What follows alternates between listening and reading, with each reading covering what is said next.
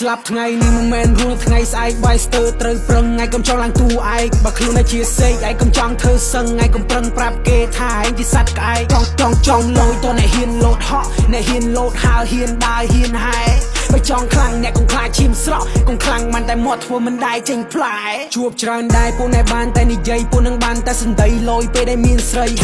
ពួកខ្លះឬដូចតែគេដូចតែយើងរួមមួយថ្ងៃស៊ីមួយថ្ងៃទៅពួកខ្លះរត់អត់ន័យខ្លះរៀនសាលាថ្លៃដែលសិលធម៌ឲ្យសូនខ្លះនិយាយស្ដីមិនដឹងបងមិនដឹងប្អូនពេលគេផ្ទះក៏ភ្លៀងខោហៅបងប្អូនគឺធ្វើឲ្យខ្លួនគេនឹងកាច់ដូចសាច់កជ្រងចាប់ឲ្យជាដូចសាច់ក្រចាប់ឲ្យស្រោដូចសាច់ចន្លោវាយកុំឲ្យប៉ិនក៏ចាប់ឲ្យយកទៅត្រាំតកជីស្បាយយកធ្វើប្អូនយកទៅបោះឲ្យសាសនោបើបងប្អូនឯខ្លាំងមែនឲ្យពួកនឹងវាចូលមកខ្លះលយដែរតែលយម៉ែអាខ្លះលយដែរតែអត់មានស្រីញ៉ែអាខ្លះលយដែរតែឃ្លៀកសិតក្អែអាខ្លះមានលុយតែមានអ្នកចង់ក្បែរស្លាប់ថ្ងៃនេះមិនមែនរួលថ្ងៃស្អែកបាយស្ទើត្រូវប្រឹងថ្ងៃកុំចង់